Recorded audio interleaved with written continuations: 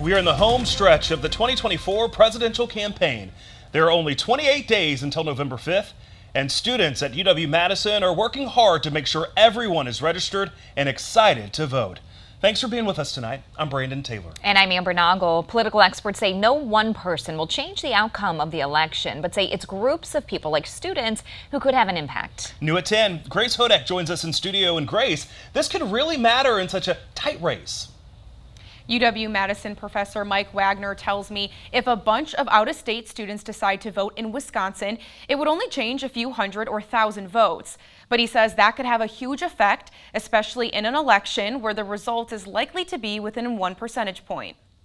It's really about how they want to affect their own representation. Professor Mike Wagner says out-of-state students decide how they want their voices to be heard. If they want their voice to matter more in a presidential election, voting in a state like Wisconsin is going to maximize their value. And if they want to have their voice matter more in a local election, voting where they're from is going to have an outsized effect. This very concept is what conflicted Maryland native Sadie Rosenthal, who is also the vice chair of UW-Madison College Democrats. The Senate race back at home is definitely very contested, but we also have the contested Senate race here. And while the Senate race is also extremely important, the first step in making progress in this country is getting Kamala Harris and Tim Walz elected and continuing the Democratic administration in the White House. But not all students support out-of-state voting, including Wisconsin native and vice chair of UW-Madison College Republicans, Benjamin Rothove. People from California or Illinois or even liberal students from Iowa are able to come to Wisconsin, register to vote in Wisconsin, and vote in Wisconsin elections.